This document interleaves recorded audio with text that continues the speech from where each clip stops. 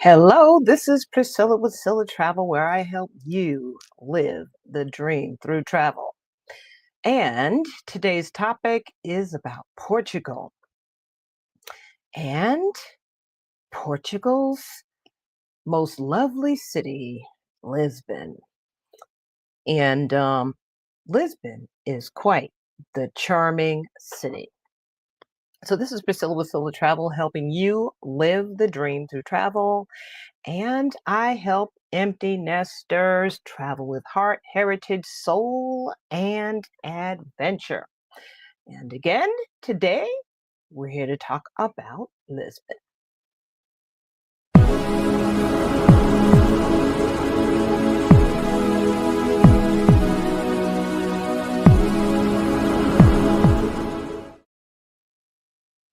And I'm back. And let's start. The city of Lisbon. So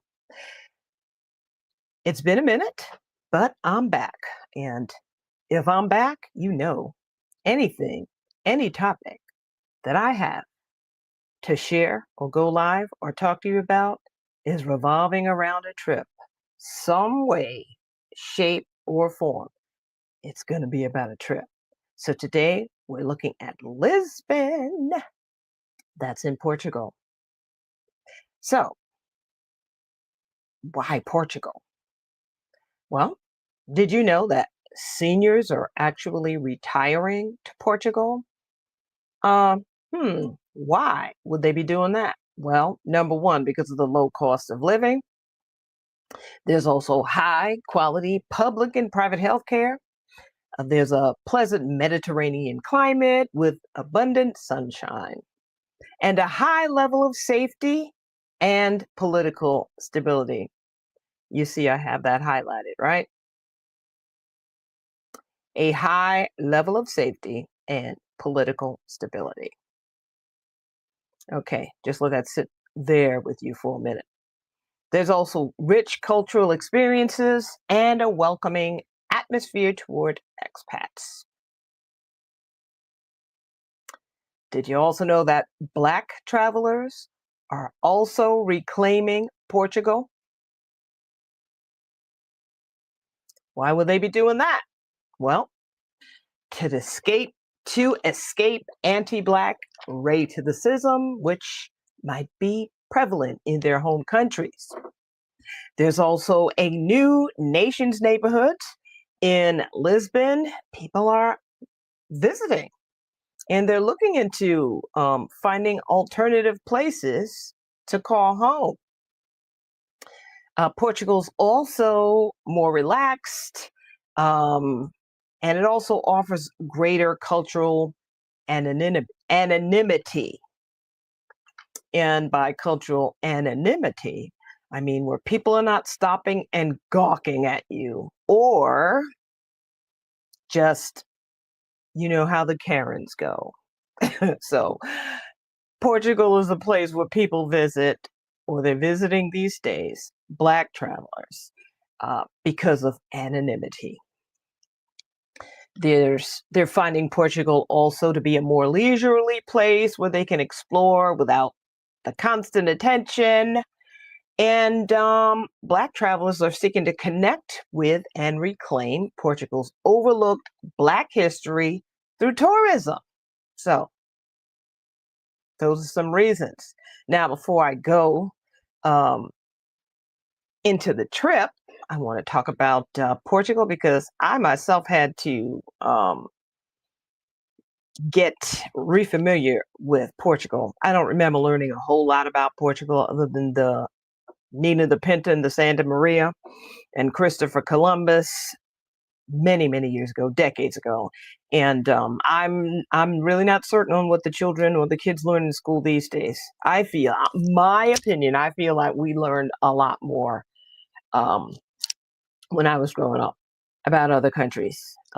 Even though it might have been a little bit dated. And of course, I did grow up in New York, so the education system was a little bit different in the North and in the South, where I currently reside and where my agency actually is. Okay, now here's some ancient beginnings with regard to Portugal. All right, so the Phoenicians established the first trading post, and it was called Alice Ubo. And it was a strategic river location for trade and exploration. So that was a long time ago. The Phoenicians.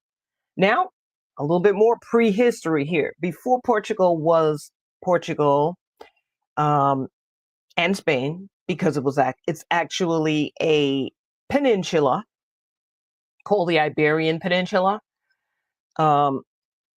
Spain and Portugal share that peninsula. Portugal is the square landmass on the coast. Like I mentioned before, the Iberian Peninsula was Portugal.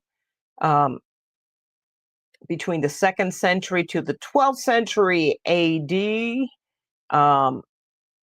this is where the history starts, right? So for those of you who are just joining, my name's Priscilla with Silla Travel, helping you live the dream through travel, and we're here to talk about Portugal. And if you've got any comments or questions, just ask your question in the comments, and I'll try to get to it. So my name's Priscilla with Silla Travel, helping you live the dream through travel, and I help empty nesters reconnect, and I also help them travel with heart, heritage, soul, and adventure. So we're talking about Portugal here, doing a little bit of the prehistory, the Phoenicians and the Grecians. After the Phoenicians were the Grecians, the first settlement was in the 7th century BCE. And then after that, the Romans conquered and named it Roman Hispania. That was during the 2nd century to like 418 BCE. Then after that, here comes the Visigoth kingdom. That was a Germanic tribe fleeing from the Huns. So they were actually refugees.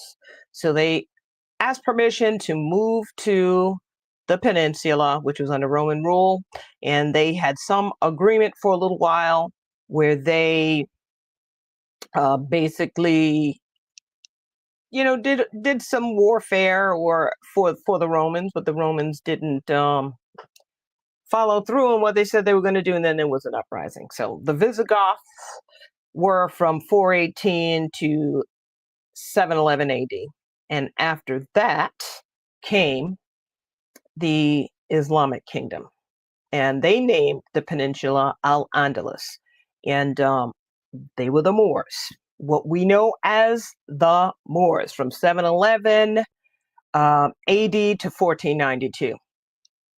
So that's when the Moors had control of the Iberian Peninsula. This is before it was dubbed Spain and Portugal. So this is what it looks like. This is a map of it. You see green, the green sort of rectangular shape there, that is Portugal. And Spain is the rest of the peninsula. So we're focusing on Portugal and starting with Lisbon today. It was a southern coastal city, which was the center of commerce for a very, very long time. Now,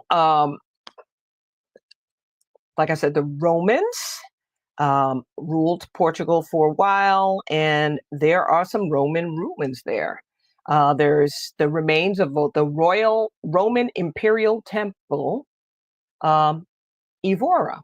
So that's interesting. There's architectural heritage also from the Moors.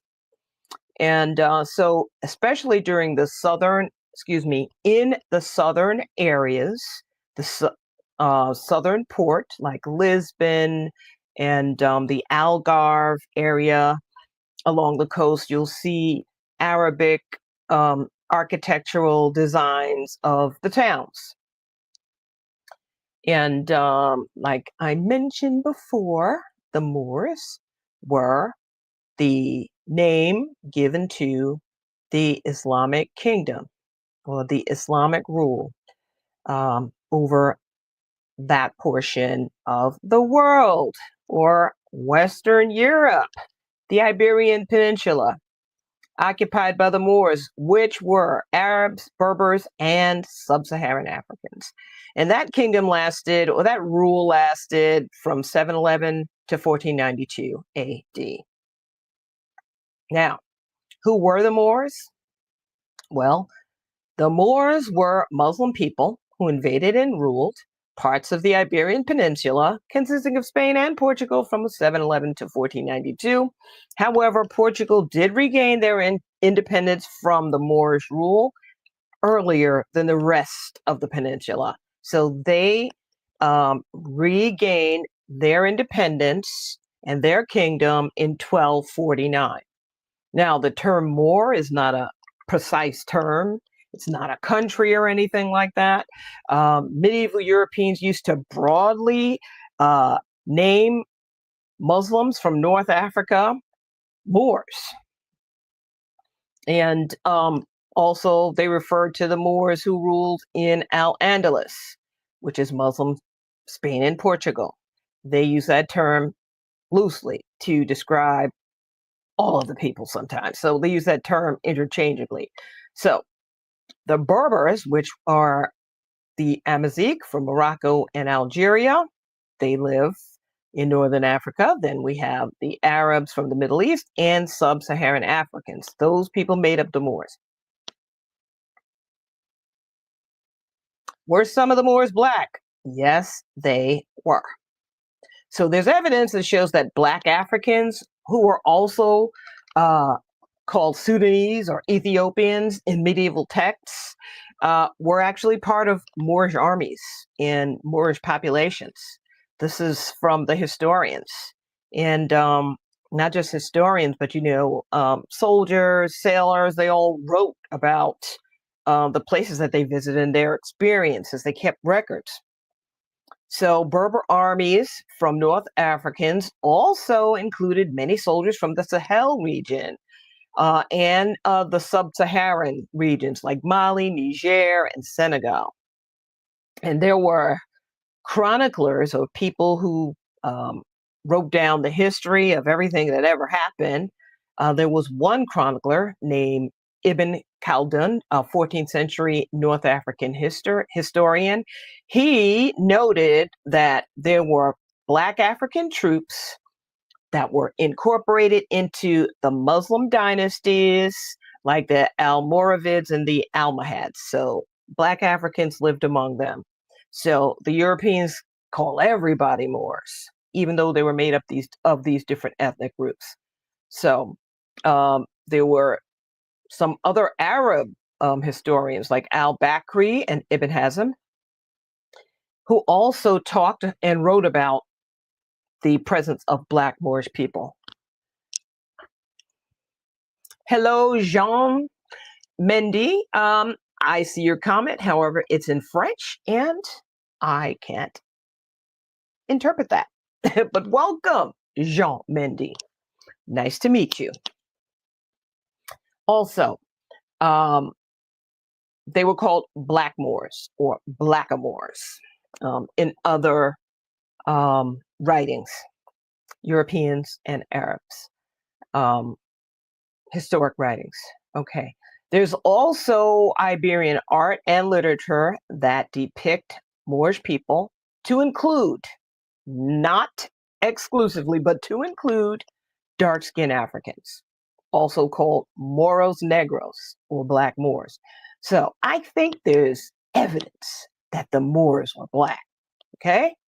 Now, while the dominant groups were Berbers and Arabs, black Africans were certainly present in the armies, as well as in the trading posts and in the general population, because when the armies traveled, they needed supplies and merchants followed. So these people were among or part of the Moorish community, or this group of people. There's also a legacy in Portugal, places and names, and also architecture. So you can see Moorish heritage in southern Portugal called the Algarve. And the name Algarve means Algarve or the West in Arabic. The population mixing, which occurred during that 500 plus years of Moorish rule, meaning intermarriage and community life, meant that all these people became one Portuguese society, and all of the influences from all these different groups became amalgamated and a part of Portuguese society.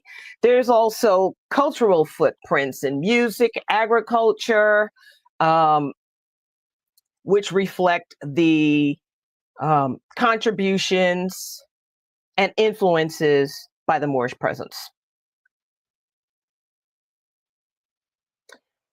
The Moorish culture or identity was a multicultural group of people. So yes, some of the Moors who invaded and lived in Portugal were Black Africans. And the reason why I bring this up is because there are some that would just swear up and down that the Moors were not Black. But there's too much evidence to show that they were. Many of the Moors were Black African people.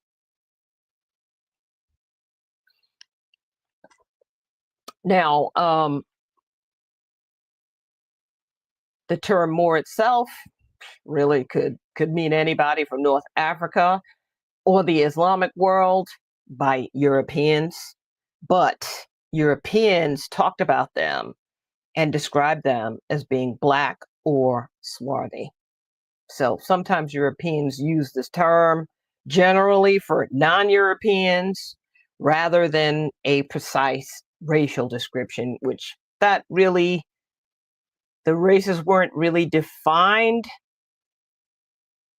the way they are today, because races are really a social construct.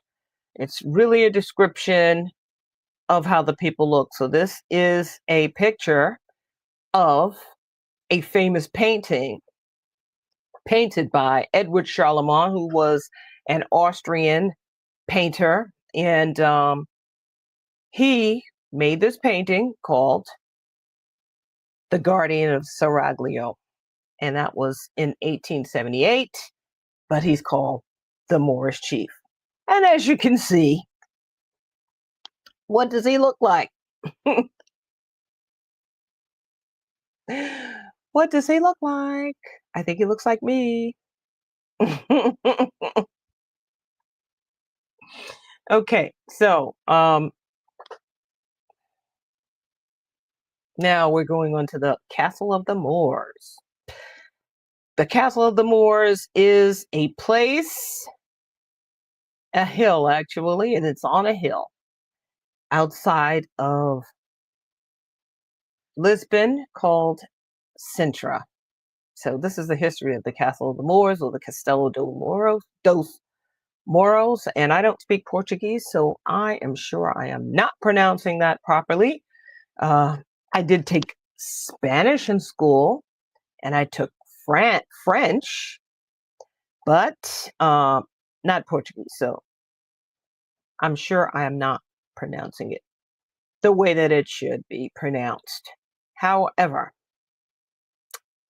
it's a World Heritage Site by UNESCO, and it was built during the 8th and 9th centuries, when the Iberian Peninsula was still under Moorish rule. Initially built by the North African Moors, and it was a military fortification because of its strategic position. It was on a hill. It allowed occupiers to survey the surrounding lands and defend against the invasions. It came under the control of the King of Portugal in the 12th century. So King Alfonso Henriques became the first king of Portugal and recaptured Sintra in 1147. So that's the castle on the hill. As you can see, the walls built into the mountain. And that is the national park where the Moorish castle is on the right, and to the left is a palace, the Pena Palace, the Palacio da Pena. So Ferdinand II of Portugal ordered the restoration of this castle in the 19th century, and he wanted it to be more a more romantic version. So he's the one who um, wanted this great castle to be so gorgeous that it just reflected um, an air of romance, as if the Middle Ages were romantic. Now, in books, of course, they can make it seem romantic, but there was a lot going on. However, for Ferdinand II, he wanted that castle restored, or this palace restored, and he wanted it to be a romanticized version. And that's another view of the Pena Palace.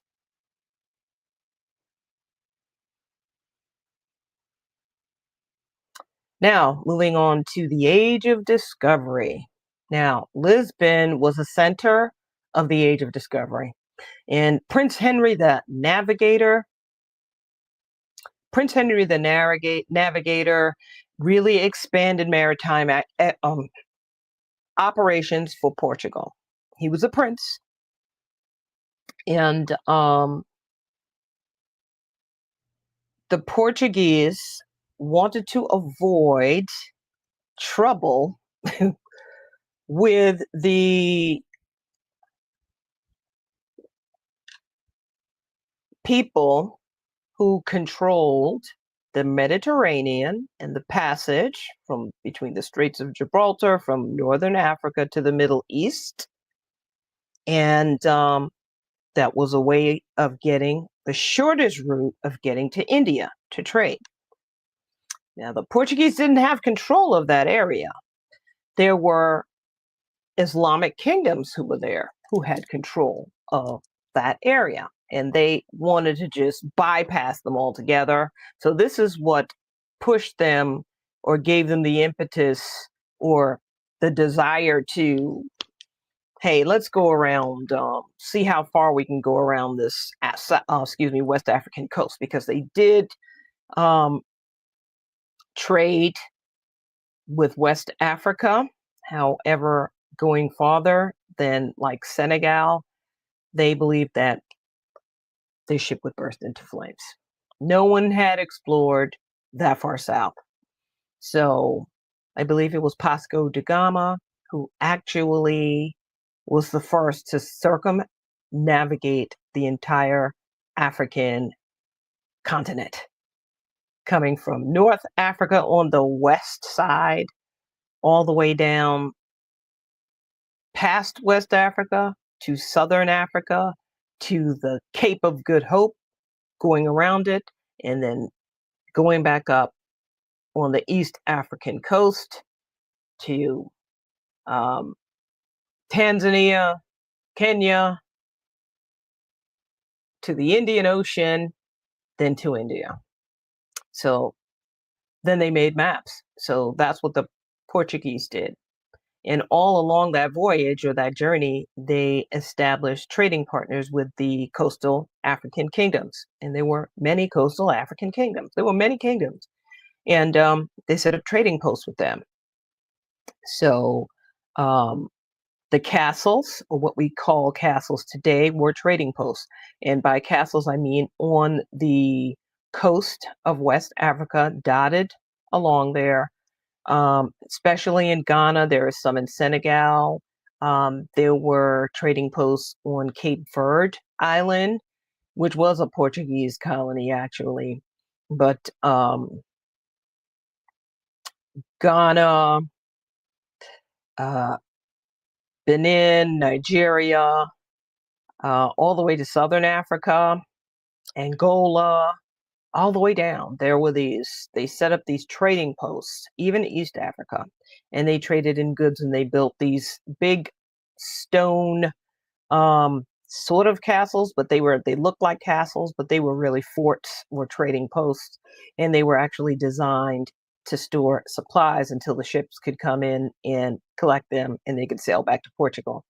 However, during these journeys, someone got the bright idea that, we could traffic in people. So they um, began trading in humans.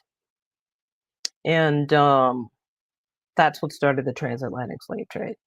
So Portugal actually became the first European country to industrialize the transatlantic slave trade. And yeah, people always saying, "Oh yeah, there was slavery everywhere," blah blah blah blah blah. But it's not the same. Europeans industrialized it, meaning they made a production event. Like in factories, so efficient that they were able to create an entire ecosystem of trading. They would collect or um, the Africans at first, Portugal sent them to the actual Portugal itself. And at one point in the 16th century, the population was between 15 and 25% of Africans, slaves, free, and nobles. And this is an image or a picture by an artist um, in the Alfama district of Lisbon. And this is the King's Fountain. That's what that painting is. So, as you can see, people were involved in all sorts of activities in Portugal.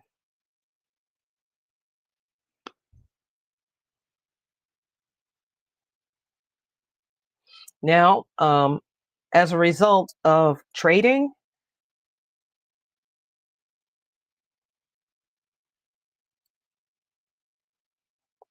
Portugal entered an era of magnificence, followed by catastrophe. So, um, because of the wealth that they acquired from the Atlantic slave trade, they had people to build all of these fabulous buildings. Many of them were gilded in gold or other materials. So Portugal entered this age of magnificence. This is just an image of the Geronimo's monastery. And it was a time of opulence. There was also the Bellum Tower. These are landmarks that, if you go to Lisbon, you'll be sure to see and visit. They're still standing. That was the Portuguese society until the Great Lisbon earthquake in 1755, where a 7.7 magnitude earthquake hit off of the coast of Portugal and North Africa. Shockwaves were felt throughout Europe. Tsunamis followed. This earthquake and tsunami devastated Lisbon, the Algarve, and it also caused tsunamis in the Caribbean. So that's how far reaching the effects of that earthquake was. The British Isles also felt it, and it almost completely destroyed Lisbon and the surrounding areas. Between 30,000 and 40,000 people perished, and about 10,000 perished in Morocco. That is how devastating it was. First was the earthquake. It happened on the 1st of November, All Saints' Day, when people were celebrating a holiday. It happened that morning, and then about 40 minutes later, then came the tsunami. Now, after the devastation of the earthquake, Portugal entered into a period of rebirth led by the Marquis of Pombal. He was pivotal in the rebuilding of Lisbon. He lived between 1715 and 1777, and he's the one who laid out the grid on the streets, which is now the Baxia district of Portugal. And he was an autocrat. He was a tyrant. He curtailed people's individual liberties, and as well as the opposition. So what he did when he came into power, because he actually worked for the king, he wasn't the king, he just had a whole lot of power. What he did was he redirected the transatlantic slave trade to Brazil away from Portugal. So he actually made a law saying that it was illegal to transport enslaved Africans to the country of Portugal and sent them to Brazil, because now the New World needed people to work, which was Brazil, South America. That's where the Portuguese mostly had their colonies, mostly Brazil. And actually, Brazil had the most number of enslaved Africans than anywhere, even the US, even the Caribbean. He was known as Nero of Trifaria. So Nero was a evil, wicked Caesar who died young, but he decimated the his enemies. He decimated them. Now, the whole reason for this presentation is I'm introducing the enticing Douro Soulful Portugal river cruise. Now, river cruising is not like ocean cruising. River cruising is a relaxed cruise through countries on the rivers. Generally the rivers of Europe, although there is a new river cruise on the Magdalena in Colombia. However, river cruising started in Europe, and the enticing Douro Soulful Portugal river cruise is going to be in 2027. So this cruise, and the reason for this presentation, again, and why I did a little backstory on the history of Portugal, is to celebrate Black history and culture in Portugal. Black and African heritage along the Douro River and in Lisbon is touched on in this and on this trip. So you can live the dream. It includes 3 nights in Lisbon, plus a 7-night round trip river cruise sailing from Porto to Porto along the Douro River. So we explore the history of the Black and African diaspora in Lisbon and throughout Portugal along this breathtaking river.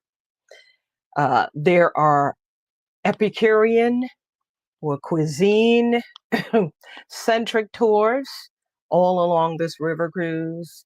On the river cruise, there are gourmet meals, but this is just an idea of what's included on the itinerary. The 3 days of tours and accommodations and breakfast in Lisbon. Some of the places that I just went over, like Sintra and the Pena Palace, are included on the tours. Then will be the embarkation on the cruise on day 4. And of course, you're going to be transported there. You don't have to worry about getting from place to place because you'll be transported to the ship. You'll be transported to Porto, which is a northern coastal city, and then embark on the ship and sail across the country of Portugal to the interior eastern border, which it shares with Spain. And along that river is the Douro Valley, where there will be 2 shoreside dinners at some of the local wine estates. They're called quintas. Um, we will experience fado music. That is a uniquely Portuguese music form, and some of the tones are reminiscent of African music. Um, Also, there'll be food tasting because gastronomy is one of the things that people like to do when they're on these type of trips. So these are bucket list trips. And by bucket list, I mean like your GOAT, the greatest of all trips. So altogether, that's how many days? 7 days plus 3 days in Lisbon. That's 10 days.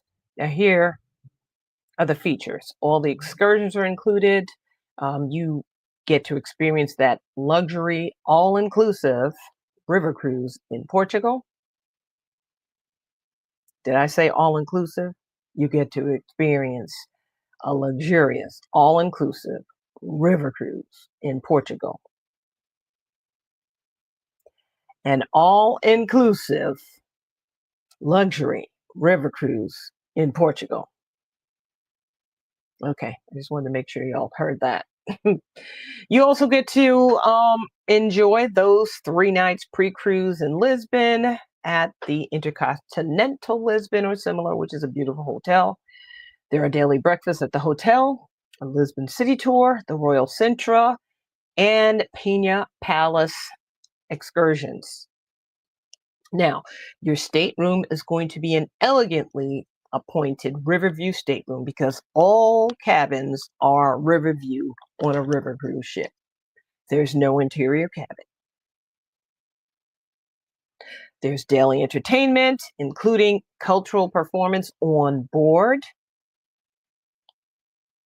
as well as a fitness room, a variety of excursions each day, walking, guided hikes, and tastings where you get to eat local delicacies and drink port wine. Now, if you're not a drinker, don't worry. There are plenty of other things to eat and drink. There's also complimentary Wi-Fi. Your cruise manager accompanies you throughout your trip, even the land portion. So you're never by yourself. So this is the perfect trip.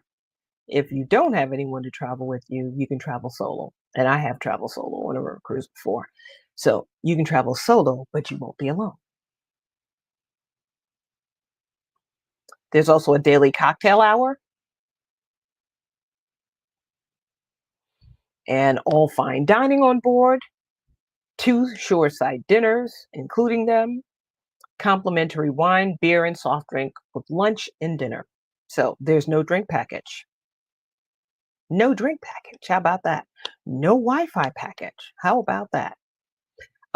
There's nothing extra other than your gratuities when you get off the ship. There's also laundry service, and I have to say, it's a lot more inexpensive than on your ocean trip. So you're treated pretty well on these trips. It's a smaller population of people on these things. No more than 200, not even 200. That's including the captain and the crew. It'll be less on the Douro River because the ship is smaller because of the way that the Douro River is winding, and you go from port to port. You never lose sight of land. For those of you who may have health issues, don't worry about it. You're right there. If anything, you step off into the town, hop off, go to a drugstore, hop back on. I've actually had to do that, as well as some of my other guests. Okay, there's also a welcome dinner, a captain's cocktail, and a gala dinner. And many times there's the entertainment that follows. But during those captain's cocktail hours, the cruise manager, and they talk to you about what's in store for the next day. You don't have to go on all the tours. You can get to pick the intensity of the tours. There's generally two, one in the morning, one in the afternoon. It's totally up to you, but it's all included. There's nothing extra that you have to worry about paying for. Once you pay for your cruise, all of this is included. There's also a welcome dinner, the captain's cocktail, and a gala. Now, if you're a regular cruiser, you know that you have to pay extra for those things. So all of this is included. Now, if we buy air through the cruise line, which is AMA Waterways, complimentary airport transfers come along with it. So the cruise line actually has an air desk, and they do premium air, and they do have some other off-peak air options, but premium air is the best. And any type of air booked through this cruise line, you do get complimentary airport transfers. And if not, I can book the transfers. You unpack once and visit many towns and cities. That is the most and the best part. So if you're on a trip where you're traveling from city to city or country to country, because some of these river cruises do that, the most difficult part is schlepping all of your stuff, either on the train or by car or by coach, then unpacking, checking into the hotel, schlepping your stuff back upstairs, into your room, and then doing it all again to move to the next place. The best part about this, it's you unpack once and you visit all these different places and just sail on your floating boutique hotel to the other towns and cities. And then they just take you. There's also a Juneteenth celebration on every Soulful sailing. So Soulful experiences are river cruises that have and emphasize Black culture in Europe and some of these other countries where these sailings are. Now, these river cruises have regular itineraries, but these are the Soulful sailings where they weave in the celebration of the Black diaspora into the tours. You'll still have all of the other tours. It's just that some of the Black history and heritage and celebrations are weaved in. So yeah, we'll have a Juneteenth celebration on every one of these Soulful sailings. So sign up for this trip. The enticing Douro Soulful Portugal, 3 nights in Lisbon, plus a 7-night luxurious river cruise in Portugal. And I am going to put the link in this chat. And if you are interested, go to the page and sign up for the VIP list. And I'm going to post that right there. And that is the link to my trips link. So you go there, search for this trip, get on the VIP list. Yes, there are other trips there as well. And you are free to do the same. So let's see. I'm going to post it again, just in case you can't see it.